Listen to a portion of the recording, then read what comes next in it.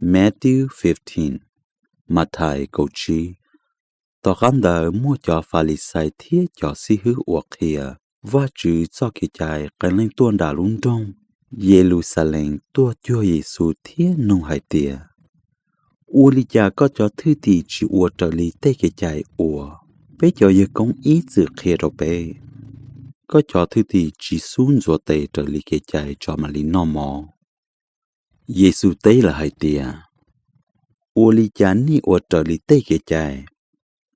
thì xin nên chỉ ua trở li va chữ cho lục kia va chữ hải tìa có yếu chủ hư có nghĩa có gì thiết hải tìa yếu lên từ chế nữ nghĩa nữ gì yếu chủ mua tuần đời tuổi bỏ chế thì xin nên kia hải tìa yếu lên từ mua ý à đã chỉ ở yếu ba tàu nữ nghĩa nữ gì thì xin nữ hải tìa cú tới mua trò va chữ lợ chỉ ta tuần đời yếu hư nữ nghĩa hư nữ gì lợ khó uốn này uốn li tê cái chạy nó do này uốn sai chỉ tàu và chỉ cho lù cho nên uốn dây muôn ya xiên khẩu khó uốn ya say ya tụ chế và chỉ lù tao hay cho nên yên mua chuyện tiền và chỉ hay tiền cho nên nó lúc hắn giao hư cụ thì chỉ lấy lúc xia chỉ bảo cụ khó uốn lấy bê hư cụ chỉ muôn cái li cho họ lại muốn này tê cái chạy lọt kia ý à li tê cái chạy đời do cụ tê cái chạy Giêsu hu cho nên cho chọn đỡ lọt chua nữa thiết hại trâu lỡ hại tìa nê ua tí rồng nông cụ hại nê thiết tỏ tàu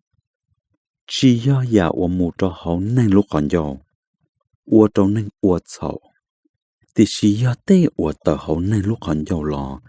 thiết ua trâu nên ua sầu sư thằng đời cho thứ thì là hai trâu Giêsu hai tia có chỉ bảo hai tia tên lúa có hai đời ở trâu cho Pha-li-sai khi cơ lì lọ Giêsu tế hai tia xua trong đồng ở chỉ ở cụ gì tụi nhỏ xuống đủ cho yếu mua cho hú tí xì bỏ chê bố chơi lỡ lấy do cho thấy cho đi mua do ý tôi đi mua cho ý tôi đi mua kệ trên gửi dân dùa bóng khó sư bê tu hai tia thọ có xảy ra bị sự nọ trô bê Giêsu tế cho thứ tì hai tia nên chẳng chỉ tao lì là chọn đời thiết lọ nên chỉ bảo hai tia và ôm mùn đời nên lúc còn cho mù trò hậu nên lúc là dàn đời tự đầu lợi sư thì chỉ tế lũ uẩn nên lúc còn cho hại do tờ hậu nên lúc xế lọ tế lùn đời uẩn tròn nên uẩn sầu cho họ già uẩn tờ hậu nên lúc xế lọ uẩn tròn nên uẩn phê tua nên đang lùa bọn nịa lùa gì uẩn kinh gao kinh trò uẩn tu xa hai lù đa thiết thua lì tùn dây mùa tế nọ do tế uẩn tròn nên uẩn sầu thì sẽ khó ua chín gió tê mà lính nó mò yên chỉ ua cho nên ua sầu Giêsu tự không đỡ mù cho bề tranh trả ua dê luôn trong tề lệ thiết luôn trong sờ đồng mỗi tu bao nhiêu ua do nên cana à nhớ hậu tranh trả đỡ tua chúa Giêsu thiết thọ hai tia David tu thọ co lú cụ cú tuân sai trâu đa ua trong nơi cho nhẹ cơ lì tiệt si Giêsu chỉ tế tụ bọn nhân đời ý lò lì Giêsu cho thứ thì là chúa Giêsu thế hai tiệt có còn nơi kia mù cho họ nơi phanh trở về cả thế qua thọ lên đời Giêsu tế là hai tiệt và chỉ chuột gì cú lon thiệt cho gia sa la yang ôi yo ba ya ôi plo lợi sư thầu tụ bao nhiêu nó linh đời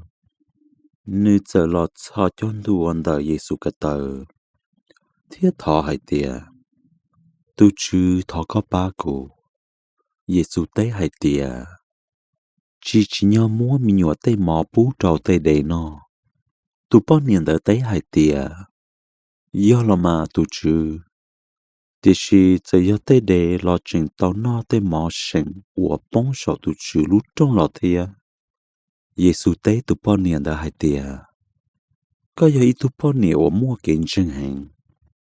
có những yêu tàu trở lý có thọ, chỉ lúc xí hành đời ni tuần sai chơi rong lợ, Giêsu tờ hành đời trò lò, thiết tàu tu hiệt dư, cả lì lại một trò bê trống, thiết rộ, mua nên cho chúng tôi chưa nữa, lợi cho tên nên ở khóa tệ khóa tờ, đi mua, chơi tờ, hai tàu lù thiết cho nên ở mua mò. Đầu lên tua trò trọn được Giêsu cả tờ. Thế Giêsu khó lời chua tù rong hữu tế sĩ. Thầu cho nên sở được bỏ cho nên của hai tàu lù. Tên nên chê tờ, rong. Tên nên khó tờ, mù tàu kể thiết. Tên nên đi mua bỏ kể lờ. Chê sở đời xa chỉ thông thia. Ua cho yê xa là yên tù và chú trâu. Giêsu hu cho thứ thì là cho nữ thiết hai trò lỡ hai tìa. Cú lưu cho nên nó. Vì lời tuôn đó của nhỏ tàu bê nụ. Thiết này nó là chỉ mua đa chỉ nó lỡ. Cú chỉ xa chỉ lời dùng trái linh đời một chế. Nhỏ trả lời cho muôn đó tỏ tê kê. Cho thứ thì nông Giêsu hai tìa. Đời nó ở trong mò sát khó sư. Bây giờ muốn thiên mò khó thư lọ có sao cho nên nó. Giêsu nông cho thứ tỷ hai tìa. Nên mua phải chơi luôn dùa. Lời tới hai tìa. Bé mua xa luôn dùa thì ở bé thun dễ mê mê sư. Giêsu hai có sới đời rồi hộ à. Chê nên sợ mua xa luôn dùa thì chọn dễ đời là ua vã chữ trâu. Thế món đại chế đồ cho thứ tỷ. Cho thứ tỷ cho một phái đầu sợ đời nó. Xua tụ bố lên tàu nó hú tí xì. Cho thứ thì một sầu chân gió sinh của sơ đời nó chỉ ta. Tao xa tớ bùng gầu. Cho nên ủa nó mò cho chỉ nên mua plau chia lên. Chỉ xua cho bọn nịa thiết mình nhọ. Thầu Giêsu có sơ đời đó một chế ta lỡ. Giêsu dần dành có một trâu tỷ chính trả mang gà đà lỡ.